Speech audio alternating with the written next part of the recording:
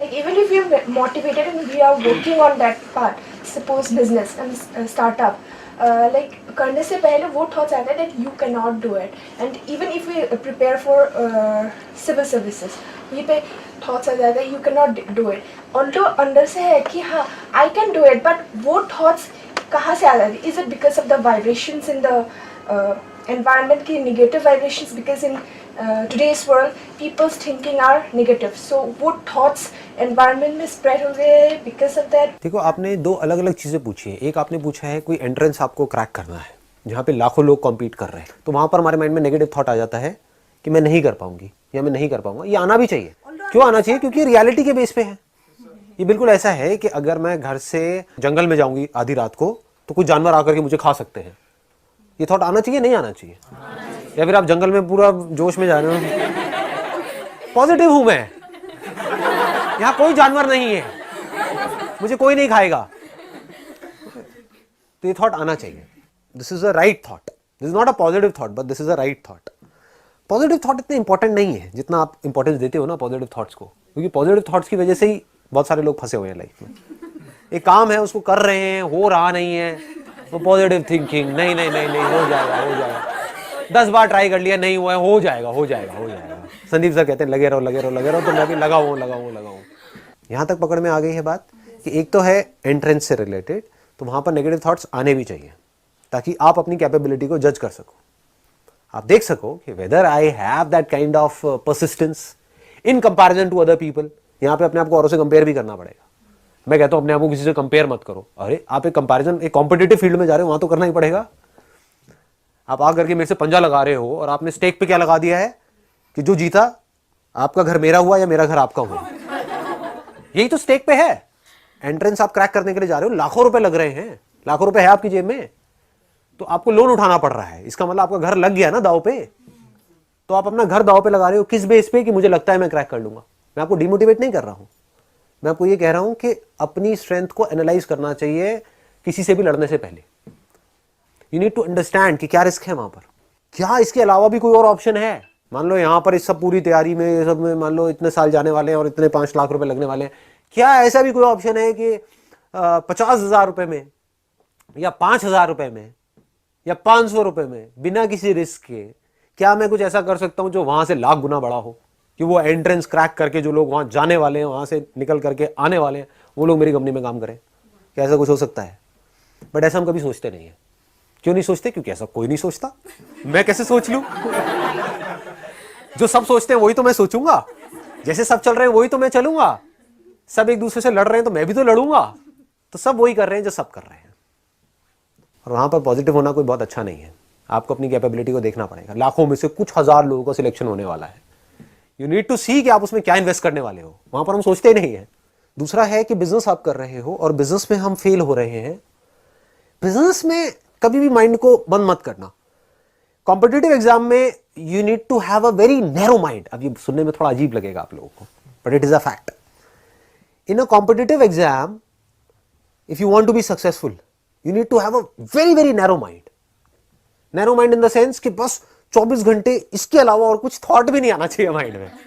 Business में इसका बिल्कुल ऑपोजिट है। वहां पर बहुत ब्रॉड माइंड चाहिए। वहां पर क्या है, you need to entertain more and more of ideas कि अगर मैं बिजनेस कर रही हूं, ये इस तरीके से काम नहीं कर रहा है, और क्या रास्ता है, और क्या। वहां पर आप नहीं बोल सकते और क्या रास्ता है।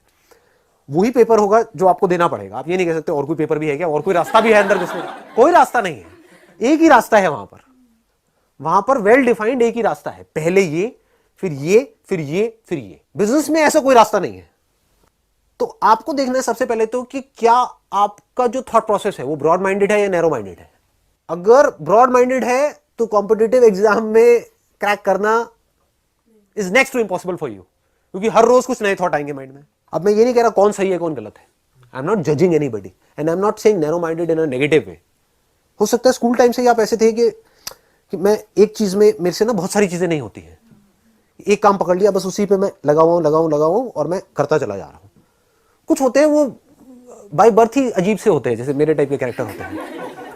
वो मतलब एक जगह पर टिक नहीं सकते हैं, समझ गए। उनको होता है कुछ क्रिएटिव, ये क्रिएटिव लोग बोलते हैं इनको। हर सेकंड में कुछ अलग हो रहा है, हर सेकंड में कुछ नया हो रहा है।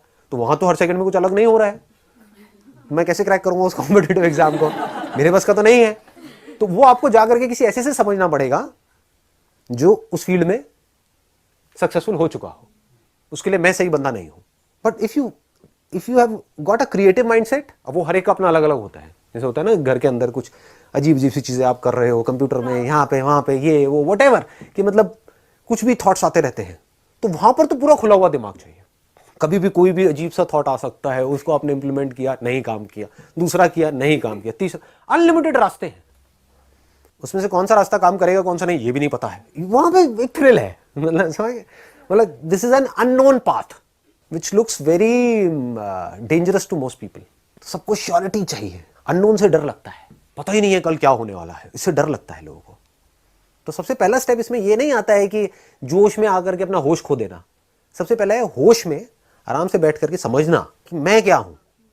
वो कोई नहीं करता है, क्योंकि आपको कोई और बताता है आकर के कि आप क्या हो। आपको खुद को पता भी है आप क्या हो, दुनिया आपको बताती है कि नहीं तू इस काम में अच्छा नहीं है, तू इस काम में अच्छा है, दुनिया बताती है और आप करने लग जाते हो। जब हम प्लेजर की स्टेट में हैं तो हम कहते हैं कि अच्छा हो रहा है, हमने अच्छा किया, गॉड ने हमारे साथ अच्छा किया। जब हम पेन की स्टेट में हैं, कई बार हमारे बिलीव्स ऐसे हो जाते हैं कि मेरे साथ ही क्यों हो रहा है, मैं तो इन चीज ये जो सर्कल है इससे अलग कैसे हो रहे हैं? इस बात को समझो कि जब हमारा टाइम अच्छा होता है, हाँ, तब तो हम मस्त हो जाते हैं, और जब टाइम बुरा होता है तब हम बिल्कुल ही ऐसे हो जाते हैं, उदास और दुखी और ये वो, पता नहीं क्या हो रहा है, मेरे साथ में ऐसा क्यों हो रहा है, ये क्यों हो रहा है, वो क्यों हो रहा है। और जब कुछ अच्छा हो रहा होता है तब हम नहीं बोलते कि मेरे साथ में इतना अच्छा क्यों हो रहा है। कोई नहीं बोलता। सोचा है कभी कि जो आपको जिंदगी में सुख मिले हैं उसके बारे में कोई बोलता है कि मुझे इतने सुख क्यों मिले हैं जिंदगी, मैं इतनी सुखी क्यों हो रही हूँ, मुझे इतना अच्छा पति क्यों मिला है,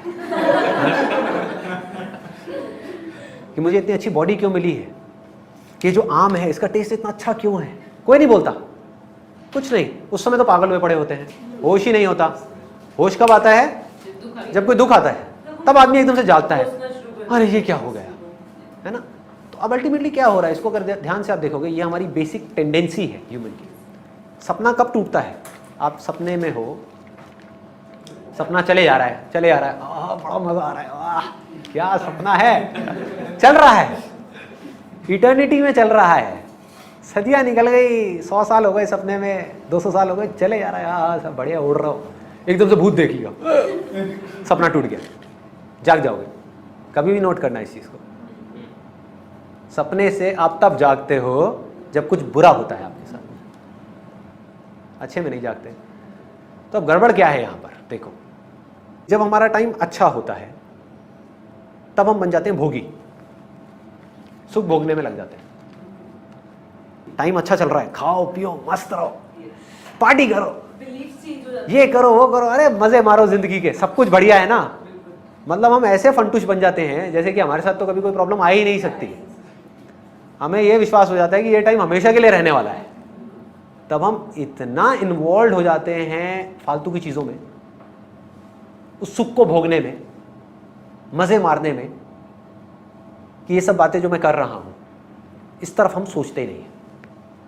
अभी सोच रहे हो, यहाँ पे बैठे हो, बाहर निकल करके सोचने की क्या ज़रूरत है अगर लाइफ बढ़िया चल रही है तो। Simple common sense. और अगर लाइफ बुरी है तो क्या उसको मेरी बातें समझ आएंगी? तो जो सुख में है वो समझना नहीं चाहता इन सब बातों को, इसके बारे में सोचना नहीं चाहता। क्या ज़रूरत है सोचने की? भगवान के पास में जाओ, मंदिर में बैठो, हाथ जोड़ करके बैठे रहो, हाँ भगवान सब अच्छा कर दो, सब ठीक कर दो, बस ये टाइम ऐसे ही चलता रहे, आपकी बहुत कृपा है मुझ पर, मेरी सारी मनोकामनाएं पूरी हो जाएं। यही करते हैं ना। और जब दुख होता है तो सुख में हम समझना नहीं चाहते, दुख में हम समझ नहीं सकते। तो समझोगे कब? अगर आपकी बॉडी में अभी अनबियरेबल पेन हो रहा हो, आपको मेरी बातें समझ आएंगी क्या? आ ही नहीं सकती। आपके घर में अभी कुछ दिन पहले किसी की डेथ हुई हो, मेरी बातें समझ आएंगी क्या? आ ही नहीं सकती। बार बार याद आ रही होगी उस इंसान की, पापा की, मम्मी की, भाई की, बहन की, व्हाटएवर। तो सारा ध्यान वहां पर है। फिर जैसे ही वो याद चली जाएगी, वो दुख चला जाएगा, तो क्या होगा? सुख आ जाएगा। अब मजे मारो। हाँ, तो दोनों ही ट्रैप है। इसको देख पाना इज इंटेलिजेंस, कि पेन और प्लेजर में कोई फर्क नहीं है, दोनों एक दूसरे का पीछा करते रहते हैं।